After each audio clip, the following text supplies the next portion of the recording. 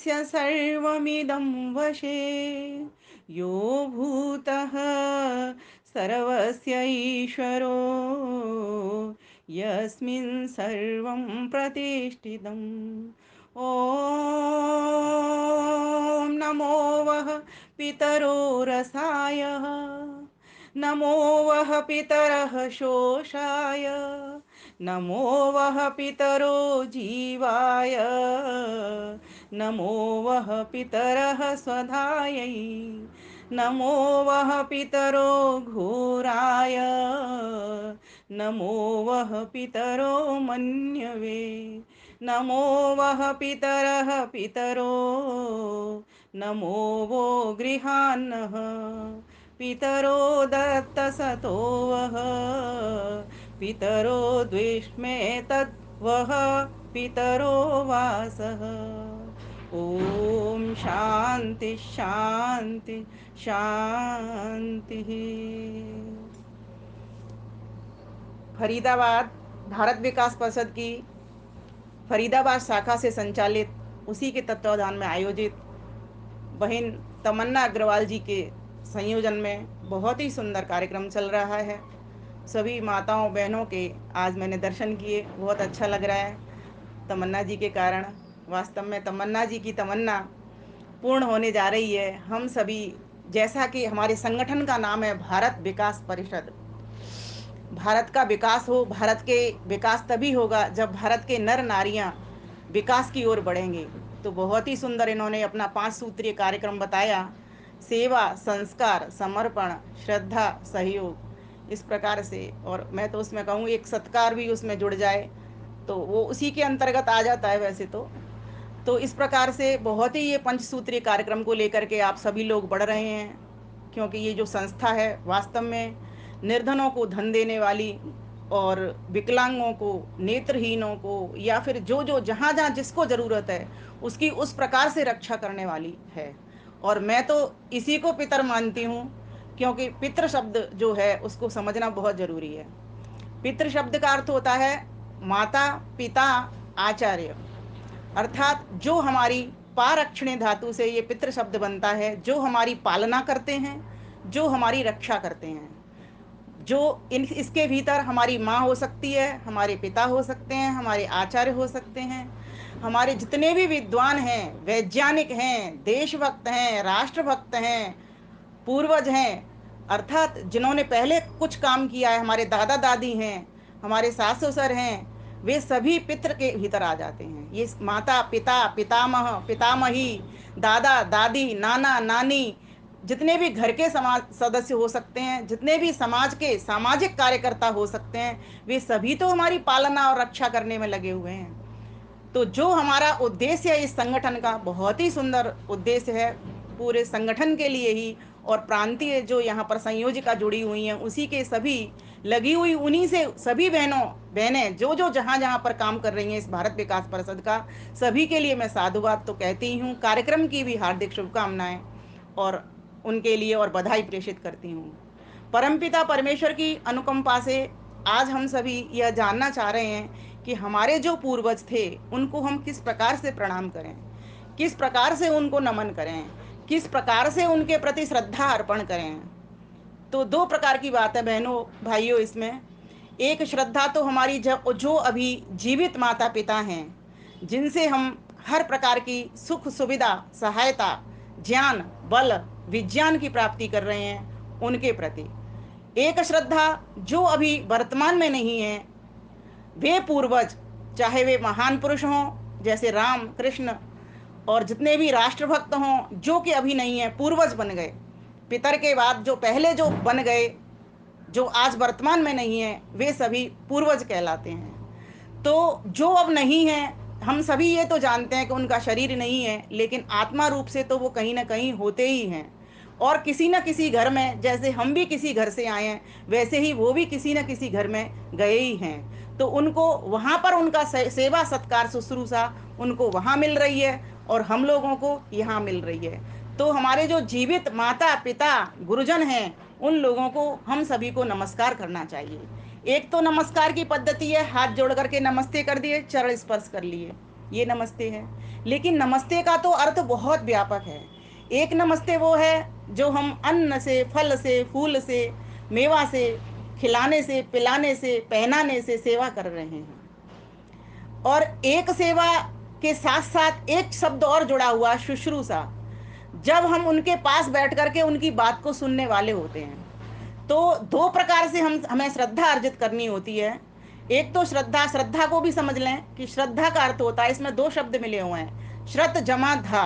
श्रत कहते हैं सत्य को, धा कहते हैं धारण करने को। जो धारण किया जाए सत्य के द्वारा, जैसे हम जानते हैं हमारे ये माता पिता हैं, हमारे लिए इन्होंने इतना सब कुछ किया, ये हमारे गुरुजन हैं, इन्होंने हमारे लिए बहुत कुछ किया, ये हमारे आचार्य जन हैं, इन्होंने हमें बहुत अच्छी शिक्षा दी, अपने आचरण से भी शिक्षा दी, संस्कारों की भी शिक्षा दी। और ये दुनिया भर में जितने भी सारे पितृ शब्द के अर्थ महर्षि दयानंद सरस्वती ने तो अपनी पुस्तक में पंच महायज्ञ विधि में बहुत सारे लिखे हुए हैं। उन्होंने किस किस को कहा है, तो उन्होंने कहा कि जो सोमसद होते हैं ना, जो लोग औषधियों का पान करते हैं, औषधियों के बारे में जानकारी रखते हैं, ऐसे लोग भी हमारे पितर हैं, जो कि जीवित हैं, जो कि अभी हैं। तो ऐसे लोगों का भी हम लोगों का कर्तव्य बनता है उनसे उनकी विद्या का लाभ लेना चाहिए, और जो कुछ हमसे सहयोग उनके लिए बन सकता है उन पितरों को हमको समर्पण करना चाहिए। जैसे अब आजकल के पितर में अगर हम सोमसद जानना चाहेंगे, औषधि के विशेषज्ञ, तो आप सभी परिचित हैं डॉक्टर बालकृष्ण वैद्य जी, जो स्वामी रामदेव जी के वैद्य जी हैं। वो भी हमारे एक पितर हैं। आपको आज अचंभा लग रहा होगा मेरी व्याख्या से कि पितृ किसको कहते हैं। पितृ का अर्थ जो पालन करता है, जो रक्षा करता है। तो हमारी वो औषधियों के विज्ञान को जानने वाले हैं, औषधियों को बताने वाले हैं, हमारे नाना प्रकार के रोगों को हरने वाले हैं। तो ऐसे सोमसद भी हमारे पितृ कहलाते हैं। दूसरा देखिए, अग्निष्वात। कुछ वैज्ञानिक ऐसे होते हैं जो विद्युत का आविष्कार, ये पंखा कैसे चल रहा है ना, ये विद्युत कैसे जल रही है, ट्यूबलाइट कैसे जल रही है ना, और किस किस प्रकार से, किस किस चीज से, अग्नि, जल, वायु, आकाश, इन तत्वों का वो विवेचन करते हैं, इन तत्वों के बारे में पता लगाते हैं इनसे और क्या क्या आविष्कार हो सकते हैं। तो ऐसे वैज्ञानिक जिनको कि अग्निश्वाता कहा गया है, अग्नि के बारे में जानकारी रखने वाले, खोज करने वाले वैज्ञानिकों को भी हम पितृ कहते हैं, क्योंकि वे भी हमारे माता पिता और आचार्य की कोटि में ही आते हैं। महर्षि दयानंद सरस्वती ने तो यहाँ तक कहा है कि पितर कौन होते हैं, जो विद्या को सिखाने वाले हैं, विद्या को देने वाले हैं। अभी मैं जो मंत्र पाठ कर रही थी उसमें 11 प्रकार के पितरों का वर्णन आया है, और उन्हीं पितरों को लेकर के मैं अभी आपके समक्ष ये बात रख रही हूँ कि जो सोमसद होते हैं, औषधि विशेषज्ञ होते हैं, वे भी पितर होते हैं। जो अग्नि, जल, वायु आदि के विशेषज्ञ होते हैं, वे भी पितर होते हैं हमारे। क्योंकि उनके बिना हम ये न तो पंखे में बैठ सकते, न ये इस प्रकाश का वो कर सकते। तो वे भी हमारे लिए सेवा और सम्मान के पात्र बनते हैं। उनकी भी बात हमको सुननी चाहिए, उनका भी हमको हर प्रकार से सहयोग समर्थन कर करके उनकी भी बात को आगे बढ़ाना चाहिए, और उनको जो लाभ हम पहुंचा सकते हैं वो लाभ पहुंचाना चाहिए। आगे एक होते हैं वरिष्ठ, इंग्लिश में इसको कहेंगे विक्टर्स। जैसे वो ऐसे लोग कैसे होते हैं कि अपने आत्मा में आत्मज्ञानी, अगर इनको सरल शब्द में कहा जाए तो आत्मज्ञानी लोग होते हैं। वे भी पितर होते हैं, क्योंकि उनको अपना आत्मा का ज्ञान है, परमात्मा का ज्ञान है, इस संसार का ज्ञान है। तो वो भी हमें अपने ज्ञान से लाभान्वित करने वाले होते हैं। तो ऐसे लोग भी पितर हुआ करते हैं।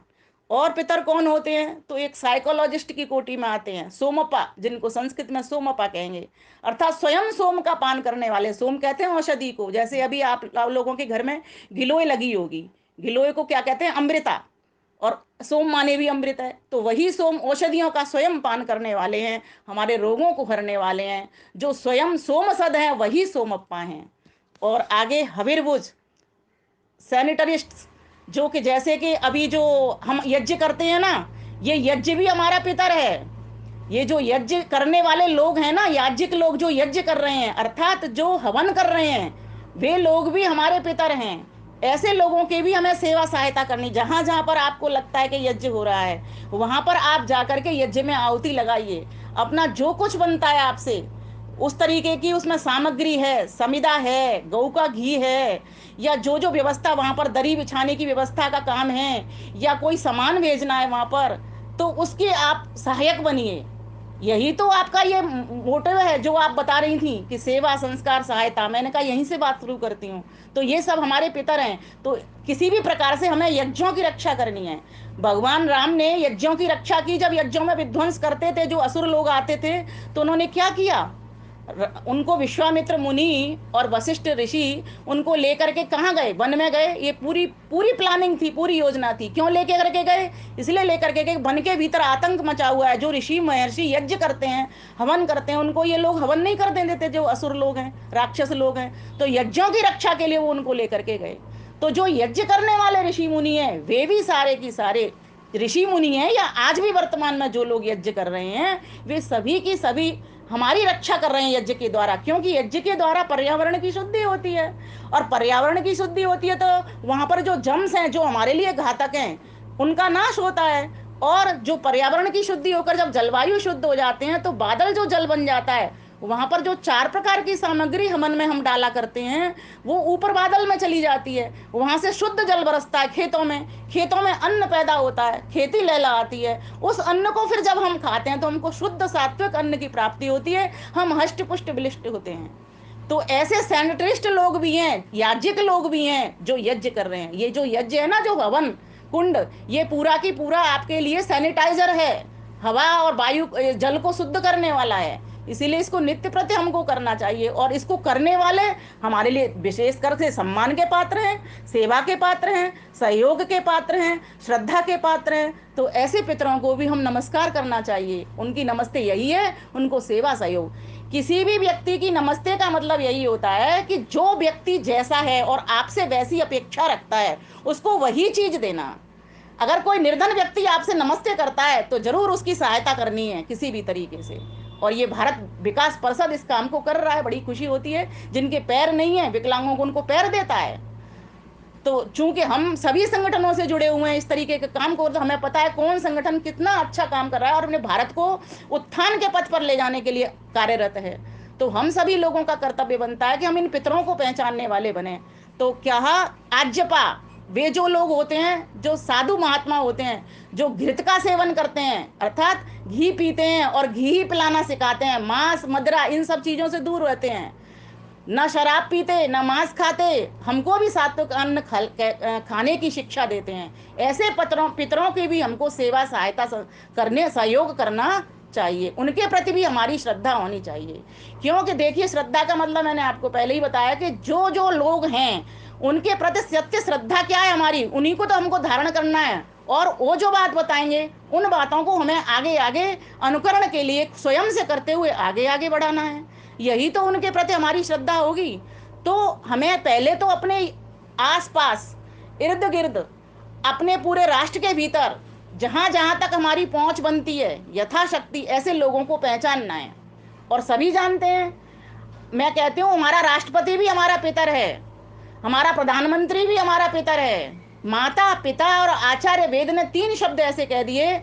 शतपथ ब्राह्मण के अंदर महर्षि याज्ञवल्क्य लिखते हैं, मातृमान, पितृमान, आचार्यवान पुरुषो वेद। अब इसके भीतर सभी कैटेगरी के लोग आ जाते हैं, जो चाहे साइंटिस्ट हों, वो चाहे वैद्य हों, है ना, हर तरह के वैद्य, वे सभी हमारी रक्षा के लिए ही हैं।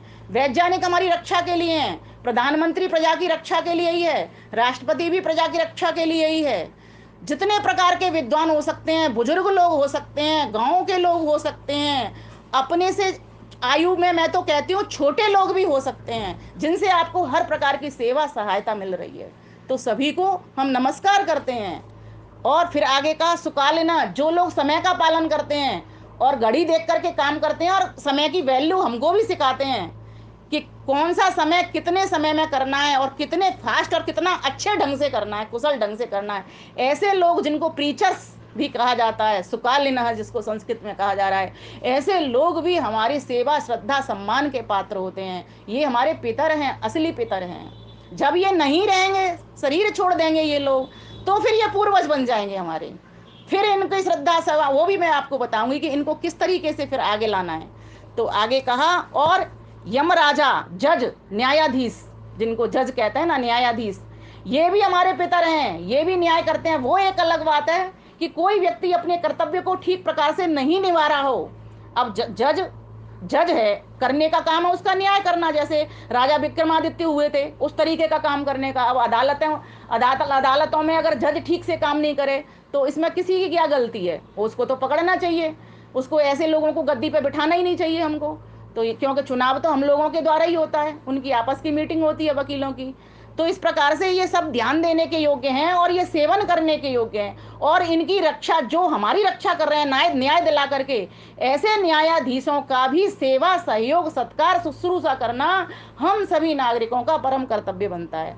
तो इस प्रकार का वेद के भीतर ये वर्णन मिलता है। जो मैंने अभी मंत्र बोला था, नमो वह पितरो रसाय, नमो वह पितर सोसाय, कि उन पितरों को नमस्कार करते हूं मैं, किनको, जिनसे हमें विद्या मिल रही है, जिनसे हमको ज्ञान मिल रहा है, जिनसे हमको विज्ञान मिल रहा है। ऐसे लोगों को हम सेवा सहयोग सहायता पूरी पूरी पहुंचाने का प्रयास करें। कोई व्यक्ति, जैसा कि अभी तमन्ना बहन जी बता रही थी, हम में से कोई भी व्यक्ति ऐसा नहीं है जो कि अपने माता पिता का, जो हमारे पूर्वज करके चले गए, उनका कोई ऋण चुका सके।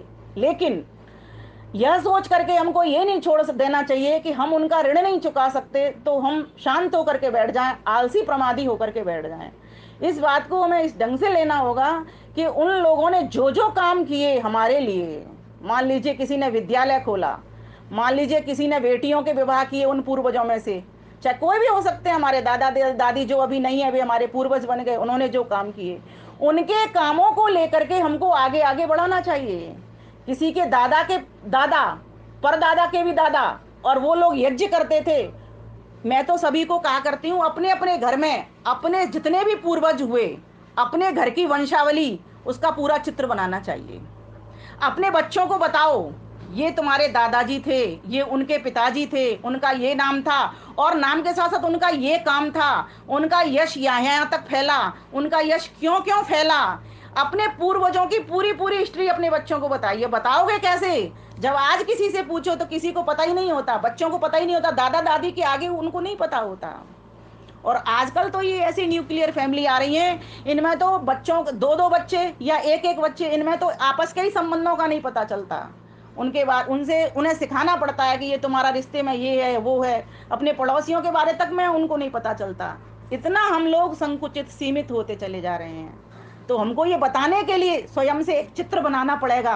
जैसे एक पेड़ होता है ना, पेड़ की डाल निकली होती हैं, शाखाएं निकली होती हैं, जैसे आपके भारत विकास परिषद की शाखाएं निकली हैं, ठीक इसी प्रकार से ऐसा चित्र बनाइए अपने घर के लोगों का, पूर्वजों का, कि कौन कौन व्यक्ति हुए, उनका क्या क्या नाम था, क्या क्या काम था, क्या क्या उन्होंने हमारे लिए काम किए, और उनसे प्रेरणा लेकर के फिर यहीं नहीं रुकना।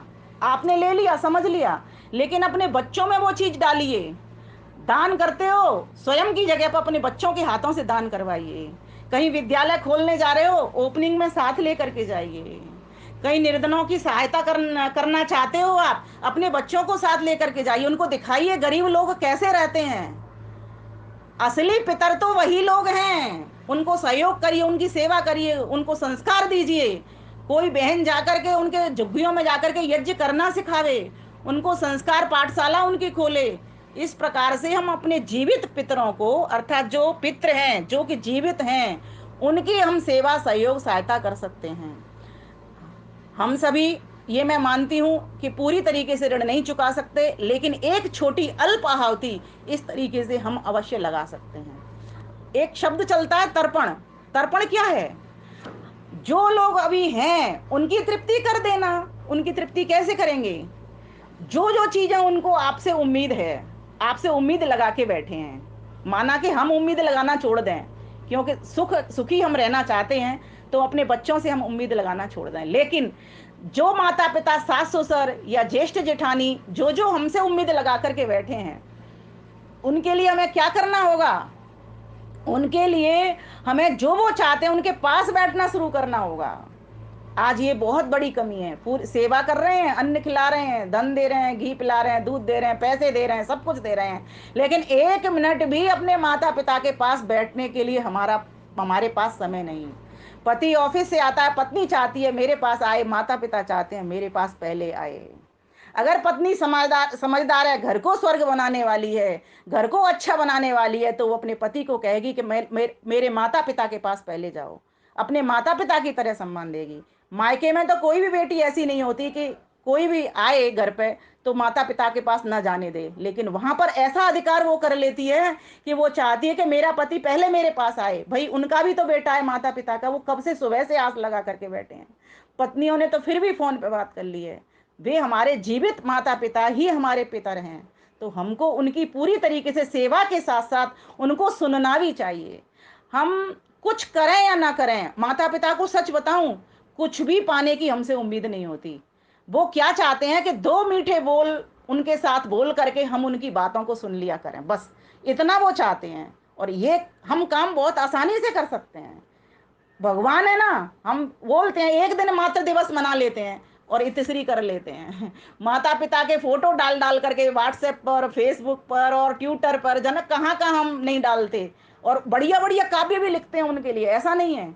लेकिन मात्र एक दिवस के दिन से क्या माता पिता की सेवा हो जाती है? क्या माता पिता की शुश्रूषा हो जाती है? जीवन में अगर हम देखना चाहें तो हम बिल्कुल जीरो की जीरो रह जाते हैं।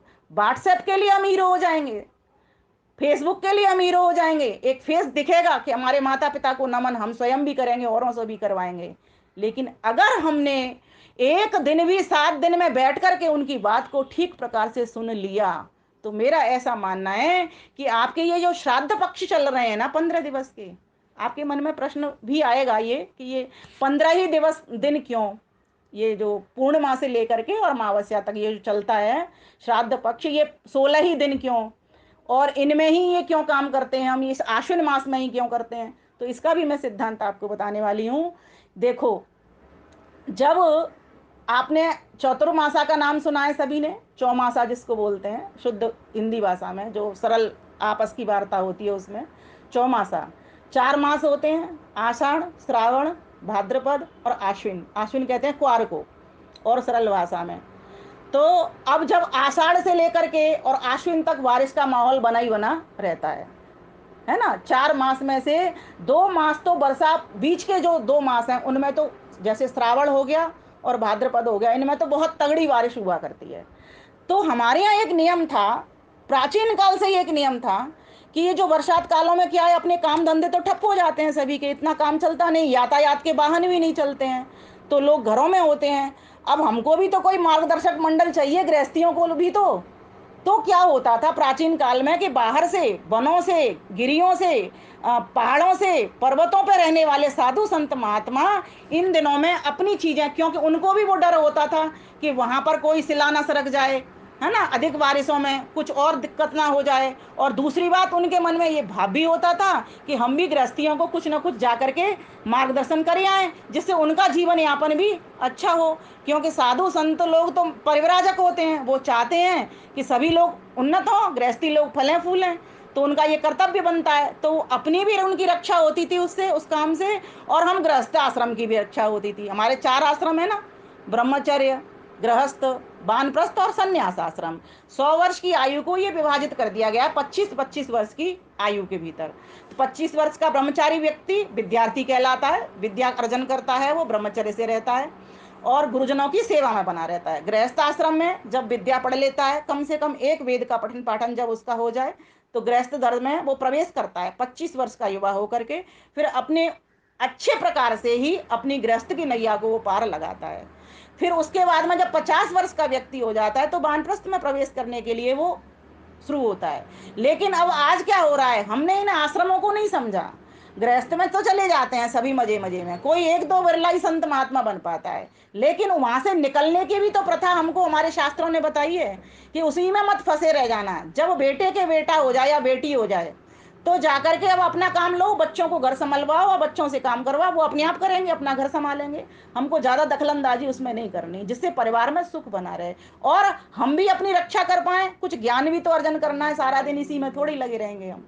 तो इस प्रकार से हमारा वानप्रस्थ आश्रम होता था। 25 वर्ष तो 75 वर्ष हो गए, 75 वर्ष के बाद में संन्यास आश्रम मिलता था, क्योंकि उतनी योग्यता फिर वानप्रस्थ आश्रम में व्यक्ति अपनी अर्जित कर लेता था। ये हमारे 4 आश्रम हुआ करते हैं। ये वेद की वाणी है, वेद की भाषा है, वो मैं आपके समक्ष सरल अपनी भाषा में रख रही हूँ। और 4 ही हमारे वर्ण होते हैं, ब्राह्मण, क्षत्रिय, वैश्य और शूद्र। तो ब्राह्मण का कर्तव्य मार्गदर्शन करना, तो जो साधु संत महात्मा होते हैं वो ब्राह्मण की कोटि में आते हैं, है ना। और जो क्षत्रिय होते हैं वो रक्षा करने के काम आते हैं, जैसे क्षत्रिय हो गई पुलिस हो गई, सेना के लोग हो गए, राजा हो गया हमारे देश का, ये हमारी सबकी रक्षा कर रहे हैं, पालन भी कर रहे हैं, और ये पितर भी कहलाते हैं। तो इस प्रकार से क्षत्रिय का धर्म होता है। इसीलिए क्षत्रियो को बाहुबली कहा गया। बाहुबली, भुजाओं के बल से हम रक्षा करते हैं ना। और मस्तिष्क को ब्राह्मण कहा गया, इसीलिए कहा गया कि ज्ञान इसके भीतर रहता है। तो जो ब्राह्मण होता है उसका 6 कर्म होते हैं: यज्ञ करना, करवाना, ज्ञान लेना, पढ़ना, और ज्ञान को आगे बढ़ाना, है ना, और दान लेना और दान भी करना। ये ब्राह्मण के 6 कर्म होते हैं। इसी प्रकार से क्षत्रिय के भी कर्म होते हैं, रक्षा करना सभी की। इसी प्रकार से वैश्य के भी कर्म होते हैं। अब ये जो भारत विकास परिषद जो संस्था काम कर रही है, वो वैश्य का काम कर रही है, सभी के भरण पोषण में लगी हुई है ना, लगी है ना, सभी की चिंता कर रही है कि मेरा ही अकेले का पेट ना भरे, मैं सभी का पेट भरते चलूं। इसीलिए मैं कहती हूँ भारत विकास परिषद से बड़ा कोई पितर नहीं है। जितनी भी सहायता, जितना भी दान, जितना भी धन आप दे सकते हो, इसको दीजिए। क्यों? क्योंकि इसने धन अपने पास रखना नहीं, इनके पास तो कमी है नहीं कुछ भी। इन्होंने तो सभी ऐसे वर्ग को देना है जहां से वो वर्ग खड़ा होता हो, ऐसी सेवा इन्होंने करनी है। तो इस संगठन को मैं पितृ के रूप में नमस्कार करती हूँ। और फिर आगे कहा कि जो लोग शूद्र, शूद्र का अर्थ ये मत समझ लेना कोई नीची जाति है, दलित जाति है। हमारे शरीर के भीतर जैसे हमारे हर पार्ट का एक महत्व है, ठीक उसी प्रकार से सिर का भी महत्व है, हाथों का महत्व, पेट का महत्व, पैरों का महत्व है। इसका मतलब ये नहीं है कि पैर हो गए वो शूद्र, नहीं। ये मैं उपमा अलंकार के द्वारा आपको बताना चाह रही हूँ। वेद कहता है कि शूद्र का तो सेवा करने वाला लोग। तो अब मैं तो कहूंगी अभी जो लोग सेवा कर रहे हैं, सर्विस कर रहे हैं, वे सारे के सारे शूद्र हैं। आप अचंबा करोगे मेरी व्याख्या से। लोगों ने शूद्र का मतलब उसको समझ लिया जो जमादार है, जो सफाई कर रहा है। शूद्र का मतलब ये नहीं है। शूद्र का कोई भी सेवा, कहीं की भी सेवा। आपको कृष्ण भगवान का उदाहरण बताती हूँ, उन्होंने चारों वर्णों को ओढ़ लिया। कैसे? सुनो। ब्राह्मण वन गीता ज्ञान दिया, क्षत्रिय वन असुर का दलन किया, वन वैश्य किया गौ का पालन, श्री कृष्ण तुम्हारी जय होवे। राजसूय यज्ञ में पधारे थे, सेवक वन चरण पखारे थे, युग युग योगी का अभिनंदन, श्री कृष्ण तुम्हारी जय होवे। तो चारों वर्णों को हमको भी ओढ़ना आना चाहिए। हम ज्ञानी बने, ज्ञानी बन करके शुद्ध कर्म में उतरने वाले बने और शुद्ध भक्ति करने वाले बने। अगर हम परिवार की को ज्ञानी बनाना चाहते हैं तो उससे पहले अपने आदर्श स्थापित करने होंगे।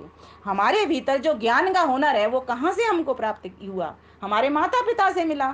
हमारे माता पिता से हमको हमारे संस्कार मिले, इसीलिए माता पिता हमारे पितर हैं और वो सम्मान के योग्य हैं, सेवा के योग्य हैं, श्रद्धा के योग्य हैं, तर्पण के योग्य हैं। जीवित माता पिता की जितनी ज्यादा तृप्ति कर सकते हैं, तृप्ति माने तर्पण, ये नहीं है जो आप कर रहे होते हो। तर्पण का मतलब तृप्त करना, तृप्त करना। अब हम भी बोलते हैं ना, किसी ने हमको पानी मिला दिया, मैं तृप्त हो गया, चाय पिला दी, मैं तृप्त हो गया, भोजन करके मैं तृप्त हो गया। यही असली तर्पण है। और किनका हो सकता है? जिनके पास शरीर है, क्योंकि अन्न को कौन खाता है? ये शरीर खाता है, आत्मा नहीं खाती। भगवान कृष्ण क्या कहते हैं? आत्मा क्या है, शरीर क्या है? ये परिवर्तन होना शरीर का धर्म है। भोजन करना, पानी पीना, ये शरीर का धर्म है, आत्मा का धर्म नहीं। ये आत्मा तो सड़ती नहीं है, गलती नहीं है, कटती नहीं है, छिलती नहीं है, फिकती नहीं है। सूरज में भी चली जाए आत्मा, चंद्रमा में भी चली जाए, इसका कुछ भी नाश नहीं होता। नाश किसका होता है? इस शरीर का होता है। और रिश्ते किससे बनते हैं? इस शरीर से बनते हैं। तो जो माता पिता हमारे जीवित हैं, जितनी हो सकती है आप जीवित पर उनकी सेवा करना शुरू कर दो। असली मायने में, सही मायने में जो हम जो ये जो मनाते हैं ना, श्राद्ध पक्ष, पितृ पक्ष जिसको बोलते हैं, हमारे वेदों ने तो इसको पितृ यज्ञ कहा है। माता पिता की जितनी सेवा हो सकती है उतनी सेवा करो। अतिथि आचार्य की जितनी सेवा हो सकती है उतनी सेवा करो। जितना इनकी शुश्रूषा हो सकती है उतनी शुश्रूषा करो। धन से, वस्त्र से, अन्न से, भोजन से, जो जो कुछ हो सकता है। और जितनी सेवा, जितना तृप्त आप इनको कर सकते हो उतना तृप्त जीवित पे कर लो। क्योंकि तृप्ति तो इस शरीर को होनी है, इस शरीर को ही होनी है, भोजन से, अन्न से। क्योंकि ये सब प्रकृति का विषय है, आत्मा का विषय नहीं है। आत्मा में तो कुछ होता ही नहीं, न बढ़ता का आत्मा न घटता। वो जैसा है वह, सभी की आत्मा समान है। मेरी भी आत्मा, आपकी भी आत्मा, सबकी, पूरे संसार में जितने भी जीव हैं सभी की आत्मा बिल्कुल अणु मात्र समान है। किसी की आत्मा में कोई गड़बड़ होता नहीं, कोई छिलना बड़ना होता नहीं। गीता कहती है, नैनम छिन्नन्ति सहस्त्राणि, नैनम दहति पावक, न चैनम क्लेदयन्त्यापो, न शोषयति मारुत, न शोषयति मारुत। फिर कहाँ पर छिलना घटना बढ़ना होता है? सिर्फ इस शरीर के भीतर में। आप अपनी फोटो देखिए अभी की, और आप जब छोटे बालक थे तब की देखिए, आपको पता लग रहा है ना, घटना बढ़ना हुआ ना। आप अपनी यौवन की तस्वीर देखिए और अभी की देख लीजिए, पता लग रहा है ना घटना बढ़ना किसका हो रहा है। ये शरीर का धर्म है, ये शरीर का हो रहा है। ये शरीर ही अन्न खाता है, इसको 4 दिन रोटी मत देना, ये शरीर आपका सूख करके कांटा हो जाएगा। तो कहने का भाव ये है कि इन चीजों को हमें, तत्वों को समझना होगा। ये शरीर किससे बना? ये शरीर इस संसार की प्रकृति से बना। ये पूरा संसार जिससे बना, उन्हीं साधनों से, जल भूमि अग्नि वायु आकाश, इन्हीं तत्वों से, 5 तत्वों से ये शरीर की रचना हुई है। और ये 5 तत्व भी मरने के बाद में सभी अपने अपने देवों के पास चले जाते हैं, जड़ देवों के पास। जैसे कि हम एक यज्ञ करते हैं, उसके भीतर जितनी भी साकल्य समिधा और घी डालते हैं ना, उसको डाल करके कितना सारा सामान डालते हैं, लेकिन वो कहाँ चला जाता है आपको दिखाई नहीं देता। ये अग्नि की महत्ता है, ये यज्ञ की महत्ता है। सभी देवों को वो वितरण कर देती है, अपने पास उसके पास कुछ भी नहीं रहता, रहती है तो थोड़ी सी राख रह जाती है। ठीक इसी प्रकार से ये जो शरीर है, जब जला दिया जाता है तो तत्व कहाँ चले गए? जो इतना बड़ा लंबा चौड़ा शरीर था, हाथी का भी शरीर, और जब जला देने पर क्या रह जाती है? थोड़ी सी मुट्ठी भर राख रह जाती है। तो भाइयों बहनों, ये समझने की बात है, श्राद्ध किसका हो, श्रद्धा पूर्व श्रद्धा किसमें हो? हमारे जीवित माता पिता के भीतर हो, जीवित विद्वानों के प्रति हो, जीवित वैज्ञानिकों के प्रति हो, जीवित आचार्यों के उपदेशकों के प्रति हो, जीवित जहां जहां से आपकी पालना रक्षा हो रही है, वहां वहां उन सभी पितरों के प्रति हो। अब प्रश्न आपका हो सकता है कि इन 16 दिनों में क्यों? तो मैंने आपको वही बात बताना चाह रही थी कि फिर क्या होता है कि ये 16 ही तिथियां होती हैं जिनमें व्यक्ति का जन्म भी होता है, मरण भी होता है। देखो, हम पूर्णिमा से लेकर के अमावस्या तक के ही तिथियों में पैदा हुआ है हर व्यक्ति, है ना, और इन्हीं में ही हर कोई जाता है। तो जब वंशावली बनाते हैं तो हम बता देते हैं ना कि एक ही दिन के भीतर इतने लोग हमारे घर के गए। अष्टमी है, जैसे अष्टमी को दादी गई, अष्टमी को कोई और गया घर का मेंबर, और भी कोई गया, दादा दादी या उनके भी कोई हो सकते हैं। तो इस प्रकार से एक अष्टमी में 3 लोग आ गए ना। अब उनको खिला तो हम सकते नहीं, पिला हम उनको सकते नहीं। कोई ये कह दे कि कौओं को खिला दें या ब्राह्मणों को खिला दें तो उनके पास मिल जाएगा, ये आप सभी जानते हो, क्योंकि उनका शरीर तो अलग था। और मान ली कौए बन गए या कोई और भी पशु पक्षी या कुछ और बन गए, तो भी हम उनको कैसे खिलाएंगे? पशु पक्षी का काम तो हमें बल वैष्णो देवी जी ने बता दिया कि डेली खिलाओ उनको, उन्हीं के नाम से क्यों। हाँ, इस बात को इस प्रकार से हमको समझना होगा कि जो पूर्वजों ने अच्छे अच्छे काम किए, जिन पूर्वजों ने हमको खड़ा किया, जिन पूर्वजों के कारण आज हमको पद प्रतिष्ठा मिल रही है, उनके कामों को हम आगे लेकर के जाएं, और उनके कामों को आगे ले जा करके अपने बच्चों को वैसा बनाना शुरू करें। अपने बच्चों में वो संस्कार डालें, अपने बच्चों में वो सेवा डालें, अपने बच्चों को वो समर्पण करना सिखावें कि किस प्रकार से तुम्हारे दादाजी, किस प्रकार से तुम्हारे परदादाजी इन कामों को किया करते थे। जो निर्धन बेटियां होती थी उनके विवाह कराया करते थे, जिनके पास पैर नहीं होते थे उनको इकट्ठे इकट्ठे 50-50 पैर दिलाया करते थे, जिनके पास नेत्र नहीं होते थे उनके लिए, जो व्यक्ति मर रहे होते थे उनके नेत्रों को दिलाया करते थे। दधीची देह दान समिति से आप में से बहुत से लोग जुड़े होंगे, मैं जुड़ी हूं। मेरे घर में मेरे साथ साथ हम में से 15 लोगों ने अपनी देह का दान किया हुआ है। मतलब मरने के बाद में जो अंग प्रत्यंग जिसके जिस जिस व्यक्ति के काम आए वो आ जाएंगे। और मेरी जो सासू माँ थी, उनका तो दोनों आंखों से उनको ढंग से दिखता भी नहीं था, मरने से पहले वो भी अपने नेत्र का दान करके गई थी। हमारे मेरे पति देव ने उनको कहा, मम्मी आप अपनी आंख दे दो, तो वो तो कह रही थी मेरी तो आंखों से दिखता नहीं है, वो कैसे देखेगा। तो इन्होंने कहा कि नहीं, वो काम आ जाती हैं, उनमें से जो भाग लिया जाता है वो काम आ जाता है दूसरे व्यक्ति को जिनके पास आंखें नहीं होती। तो मेरी सास का उन्होंने फॉर्म भर दिया पति देव ने। तो जब मेरी सास चली गई तो 2 व्यक्तियों को उनके बारे में पता चला कि उनको आंखें लग गई और वो दोनों व्यक्ति देख रहे हैं।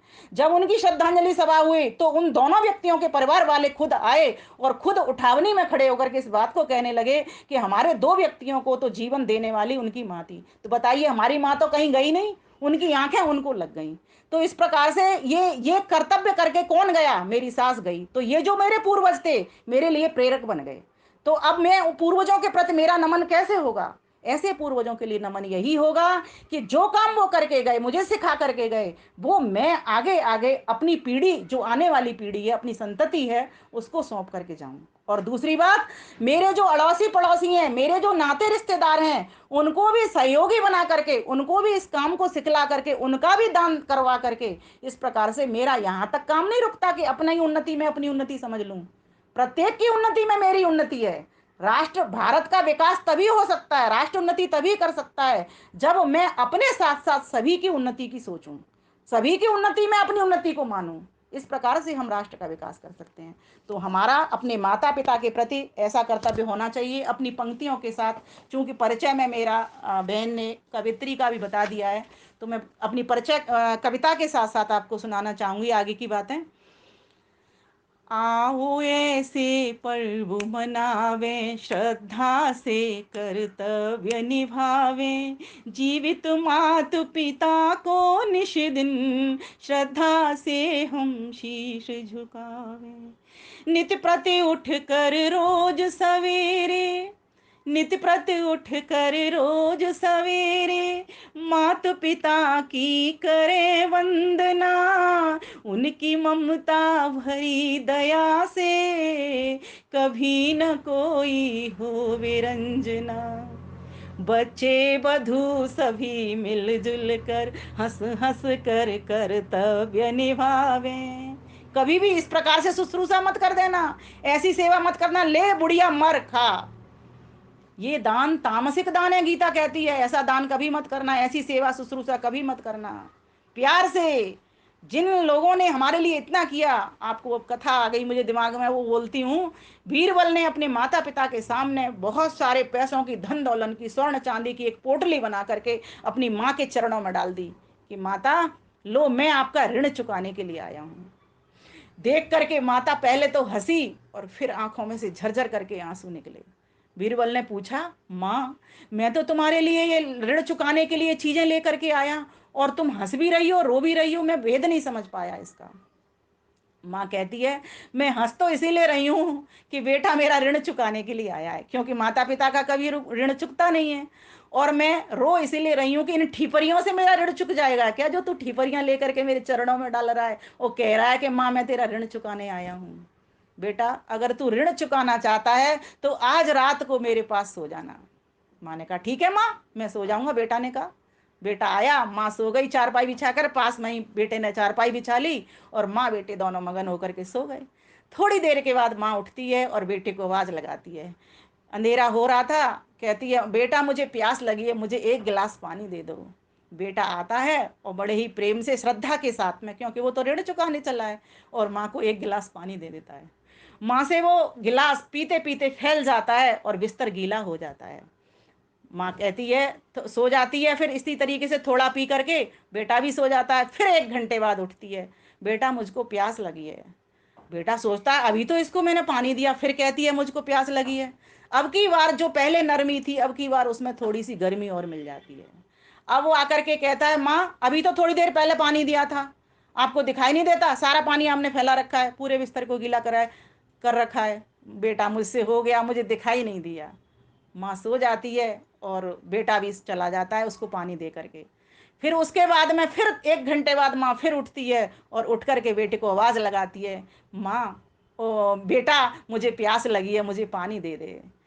अब की बार तो बेटे का जो पारा है वो 7वें आसमान पे होता है, और माँ के सामने आकर के पानी का गिलास लेकर के बोलता है, क्या रात को तुमने बिनौले खाए थे? क्या चने की रोटी खाई थी? दिखाई नहीं देता? कौन साफ करेगा? पूरा बिस्तर गीला कर दिया।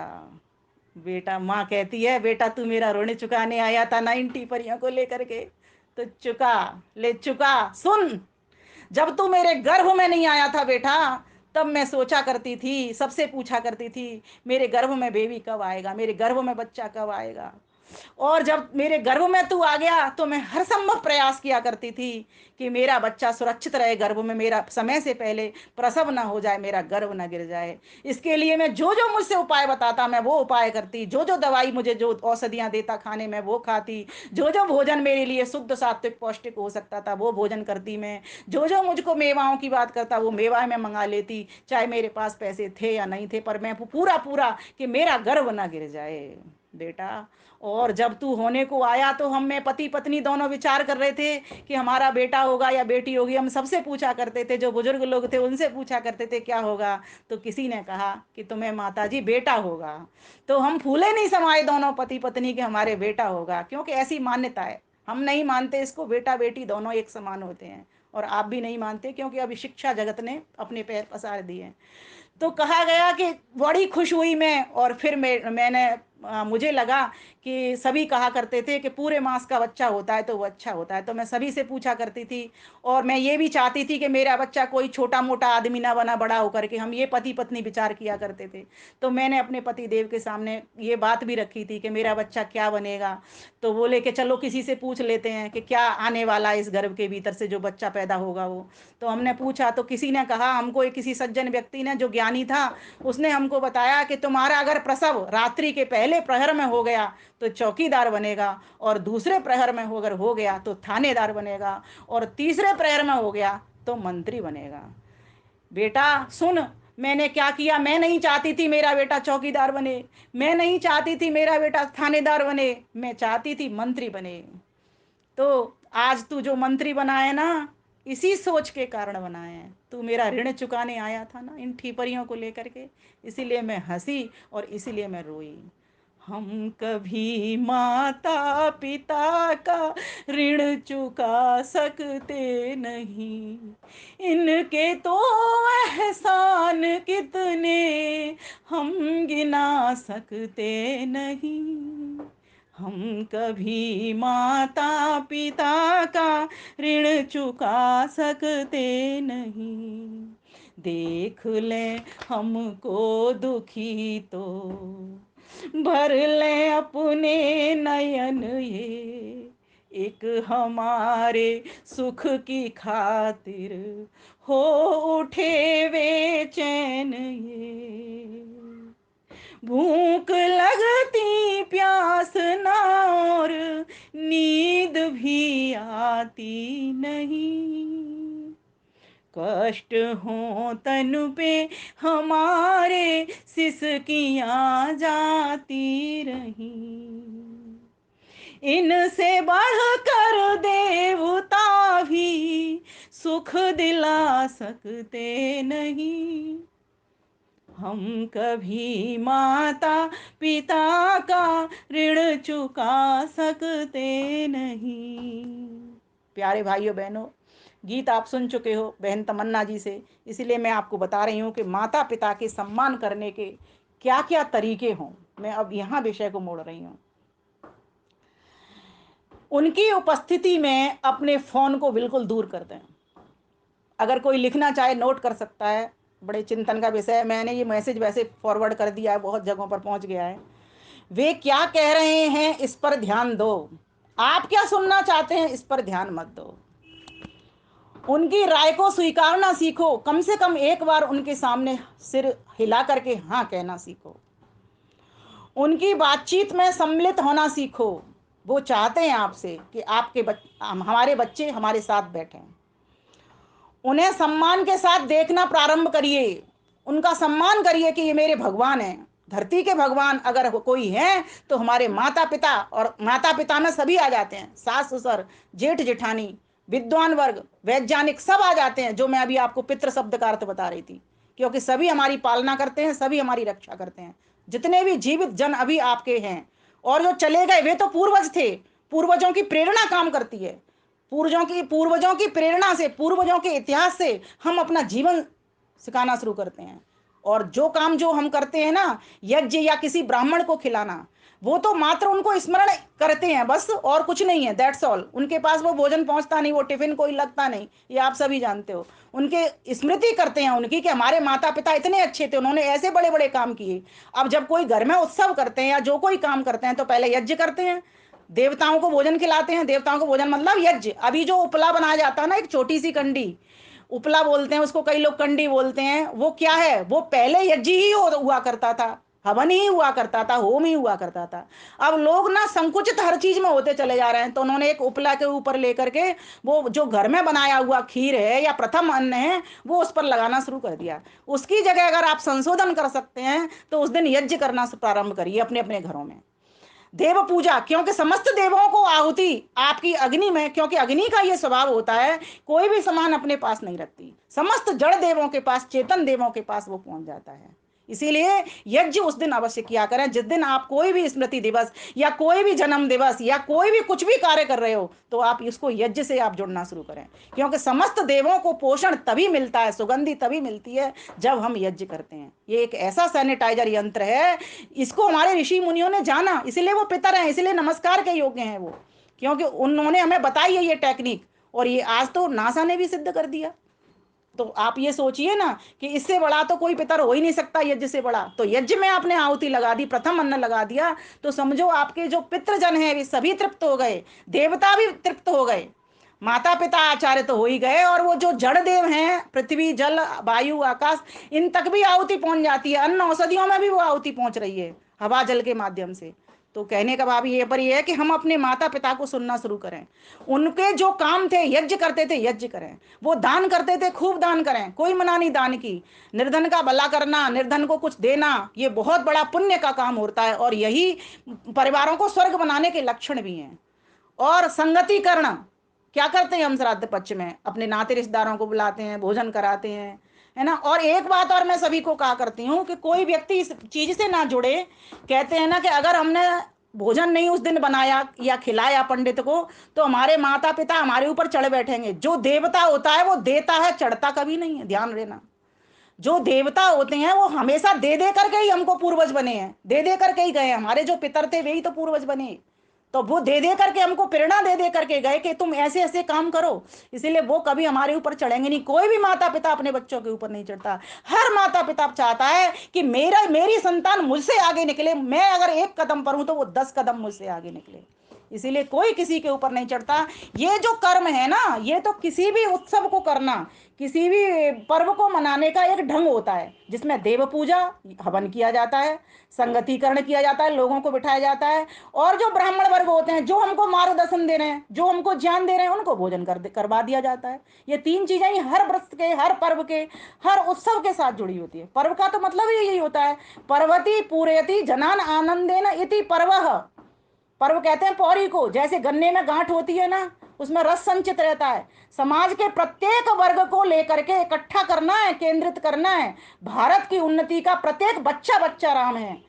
चंदन है इस देश की माटी, तपोभूमि हर ग्राम है, हर बाला देवी की प्रतिमा, बच्चा बच्चा राम है। मृदपि च चन्दनमस्मिन् देशे, ग्रामो ग्रामः सिद्धवनम्। ये किस तरीके से बताइए भावना, कवि लोग भी हमारे इस भावना को जागृत कर रहे हैं। यहाँ की तो मिट्टी बहुत प्यार करने वाली है, तो हम अपने भारत का विकास इसी तरह से कर सकते हैं। क्योंकि कहा जाता है जियत पिता से दंगम दंगा, मरे पिता पहुंचाए गंगा। आज हमने अगर जीवित माता पिताओं के लिए अपनी सेवा, सम्मान, सहयोग, समर्पण करना शुरू कर दिया तो समझो हमने अपने लिए नई सीढ़ी तैयार कर ली, नई पीढ़ी तैयार कर ली। क्योंकि कहा जाता है सीढ़ी से सीढ़ी लगी हुई है। हमारी माता जी हमेशा यही करती थी। जब हम अपने सास ससुर की करेंगे बच्चे देखेंगे, और जब बेटियां फिर अपने घरों में जाएंगी तो वो देख करके जो गई अपने माता पिता की सेवा को, वो जाकर के अपने सास ससुर की सेवा करेंगी। तो बताइए कितना बड़ा संस्कार सीढ़ी से सीढ़ी लगा हुआ है ये। अगर हम नहीं करेंगे तो बच्चे भी देख रहे हैं कि हमारे माता पिता ने नहीं की तो हम ही क्यों करें। वो तो सीधा हर किसी को देखिए, बच्चे जो कुछ सिखाने से नहीं सीखते वो दिखाने से सीख जाते हैं। तो हम सिखाने की जगह पर अपने आदर्श स्थापित करना सीखें, बच्चे तो अपने आप संस्कारी हो जाएंगे। आगे की बात सुनिए। हमेशा अपने बुजुर्गों के सम्मान में दो प्रशंसा के शब्द जरूर कीजिए। क्यों क्यों कीजिए? क्योंकि आप उनके अगर चरण स्पर्श करते हो तो पहला आशीर्वाद आपको देते हैं, आयुष्मान भव, तेजस्वी भव, वर्चस्वी भव, जुग जुग जिए मेरा लाल। बताइए, ये आशीर्वाद किसी दुनिया के व्यक्ति के भीतर ताकत नहीं है। किसी को आप हाथ जोड़ करके नमस्ते करना, इतना अच्छा जो आशीर्वाद है वो सिर्फ माता पिता, वृद्ध जनों, परिवारीजनों से ही मिल सकता है। अर्थात जहाँ जहाँ के अच्छे लोग हैं उनसे मिल सकता है। तो इसीलिए अपने माता पिता को भगवान मानिए। और जब भी कोई घटना घटे या कहीं बाहर का कोई समाचार है, अपने माता पिता से जरूर विचार विमर्श कर लिया करें। उनके साथ बुरा समाचार साझा करने से बचें। एक ये विशेष बात है, अगर आप उनको कोई दुख की बात बताओगे तो वो पूरी रात भर इसी दुख में ही लगे रह जाएंगे। इसीलिए उनको कोई ना तो अपने पैसे के कभी अभाव बताएं कि मेरे पास आज पैसे की कमी हो गई, माता पिता को कभी नहीं बताना। अपने बच्चों के संग शेयर कर सकते हैं इस बात को, लेकिन माता पिता को कभी मत बताना। दूसरी बात, बुरा समाचार उनके साथ साझा नहीं करना। एक और बात, उनके जो दोस्त आते हैं उनके पास बैठने, लाठी ले ले करके उनके साथ बहुत अच्छा व्यवहार करें। क्योंकि वो हर कोई चाहता है, हम भी तो चाहते हैं हमारी सहेलियां आए तो सभी उनसे अच्छा, घर के लोग अच्छा व्यवहार करें, तो हमारा भी कर्तव्य बनता है। वे यदि एक कहानी को बार बार दोहराएं तो नाराज नहीं हो। ध्यान देना, जब हम छोटे थे, माता ने जब हमें प्रकृति से, संसार से परिचय कराया, 20 बार हम पूछा करते थे माता जी ये क्या है, माँ बोलती थी चिड़िया है। पूछते थे क्या है, ये बोले कौआ है। फिर हमारी समझ, फिर भूल जाते थे, फिर हम क्या कहते थे क्या है ये। माता कभी गुस्सा नहीं हुई और हमेशा इसी भावना से बताती रही कि मेरे बच्चे को ये चिड़िया का ज्ञान हो जाए, इस कौआ का ज्ञान हो जाए, इस बात का ज्ञान हो जाए। हर बर्तन का परिचय कराती थी, ये कटोरी है, इसको थाली कहते हैं, इसको चम्मच कहते हैं, इसको ऐसे पकड़ना। और एक बात को बार बार दोहरा दोहरा करके बताती थी, बिल्कुल नाराज नहीं होती। अगर तुम्हारे बुजुर्ग ने 1 से 2 बार कोई बात पूछ ली तो कभी उसको झटके नहीं, उसको कभी पटके नहीं, उसको सम्मान के साथ में बताएं कि माता जी ये बात ऐसे। क्योंकि बुजुर्गों को कम सुनाई देना शुरू हो जाता है, ये इंद्रियों की कमजोरी है।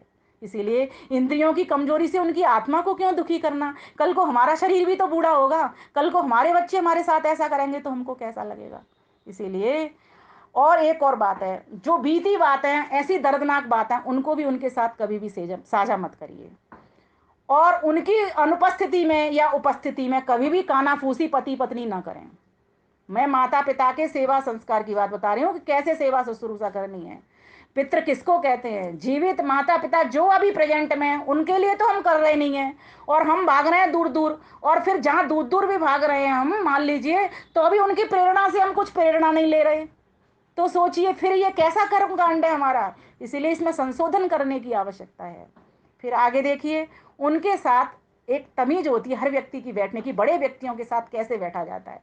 बड़े व्यक्ति का आसन ऊंचा होता है, उनके साथ एक तहवीज से, माना कि वो खुद कहेंगे नीचे मत बैठो कुर्सी पर, तुम भी मेरे साथ बैठो, तुम भी मेरे चारपाई बैठो, तो उनकी गोद में बैठिए। मैं अपनी सासू माँ के साथ, अभी तो वो है नहीं लेकिन मेरे घर वाले जानते हैं, मैं उनकी गोद में कैसे बैठ जाती थी। पूरे दिन भर का जब काम होता था वो कहती थी थक गई होगी, तो मैं सीधी जा करके सिर नवा देती थी उनकी गोद के भीतर बैठ करके। कहीं ना कहीं वे संस्कार मुझे अपनी विरासत में मिले, अपने पूर्वजों से मिले, अपने प्रेजेंट के माता पिता से मिले, अपने बहनों भाइयों से, बड़े बहनों भाइयों से मिले। तो ये हम सभी चाहते हैं कि सभी के परिवार स्वर्ग बने। इन श्राद्ध पक्षों में आज श्रद्धा को ठीक प्रकार से समझना है, सत्य में ही सत्य को ही धारण करना, सत्य ही बोलना, सत्य ही विचारना, जो जैसा है उसके साथ वैसा व्यवहार करना, वैसा ही उसको सम्मान देना। बड़ा व्यक्ति है बड़े की तरह सम्मान देना, छोटा व्यक्ति उसको स्नेह देना। ये नमस्ते है, बड़े की नमस्ते कैसे करते हैं? उसकी आज्ञा को मान करके। छोटे की नमस्ते कैसे करते हैं? उसको आशीर्वाद दे करके, उसको कुछ सामान दे करके। छोटा बच्चा खुश हो जाता है, उसको जो मतलब की चीज है। सभी की नमस्ते। परमात्मा को नमस्ते कैसे करोगे? वो तो निराकार, उसका तो कोई शरीर है नहीं, उसको कैसे नमस्ते करोगे? उसकी आज्ञा में चल करके, उसकी वाणी ने जो कहा, जो वेद के भीतर लिखा, उसको बात को मानेंगे। सुबह कितने बजे उठना, रात्रि को कितने बजे सोना, कैसे कैसा व्यवहार करना, ये सब वेद में आई है, ये सारी बात है। जितना भी धरती का ज्ञान आप देख रहे हो, या जितनी भी धरतियां इस पूरे ब्रह्मांड में, उन सभी का ज्ञानदाता एकमात्र ईश्वर है, और सभी के हृदय के भीतर वो ज्ञानों को दे रहा है। चारों वेद हमारे हृदय के भीतर प्रतिष्ठित है। और बताऊं, उनकी बात काटने से बचें। बहुत माता पिता क्या करते हैं कि अपने माता पिता की सास ससुर ने कुछ कहा, बीच में लिया और उसको रोक दिया, झटक दिया, उसकी बात को काट दिया करते हैं। तो इस और आगे चलती हूँ, बहुत सारा मैंने लिखा है इसके ऊपर, बहुत बड़ा चिंतन है। उनकी गलतियों और उनकी अनभिज्ञता पर हंसना बंद कर दीजिए। बुजुर्ग हैं, हो जाती है कई बार, मेमोरी काम नहीं करती कई बार, और हमसे नहीं होती क्या? व्यक्ति तो गलतियों का पुतला है, सभी से गलती होती है। और बुजुर्ग व्यक्तियों की इंद्रियां जब कमजोर होती है, उनसे कप भी फूटते हैं, है ना। और उनसे चारपाई भी, जब वो बिछाने, बेचारे पहले तो उनको बिछाने ही मत दो, बिछाने जाते हैं तो उनसे खटक जाती है। तो उनको इतना हम बता, और एक और बात बताती हूँ, बहुओं को, बच्चों को क्या दिक्कत आती है, वो लोगों की नींद कम हो जाती है, और हम जो यंग लोग के होते हैं, यंग जन, उनको नींद अच्छी आती है। तो जब वो 4 बजे उठ जाते हैं, कुछ ना कुछ अपना करते हैं, टटोलते हैं, या लाइट वाइट जलाएं, या कुछ भी करें, पानी वानी भरें। कर्तव्य तो हमारा था, हमने वो निभाया नहीं, तो वो तो कुछ करेंगे ना। जब वो कुछ करेंगे तो उनसे ये गलतियां होंगी, टूट फूट भी होगी, कुछ खटका पटकी भी होगी। तो हम उनके ऊपर सुबह उठ करके गुस्सा ना करें, उस बात पर विवेक करें कि हमको रात्रि को इनके साथ क्या करके सोना था, इनकी व्यवस्था कैसे करके सोनी थी।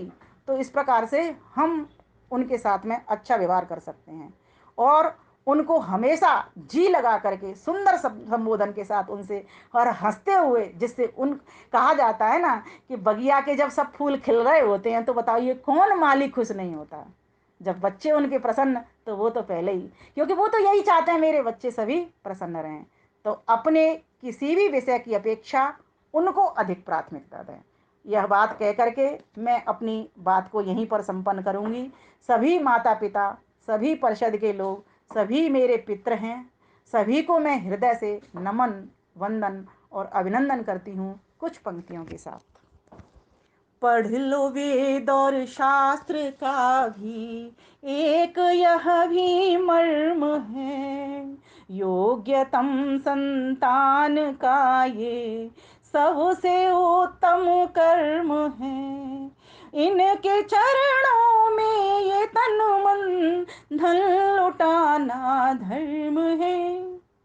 ये पथिक वो सत्य है जिसको झुटा सकते नहीं, हम कभी माता पिता का ऋण चुका सकते नहीं।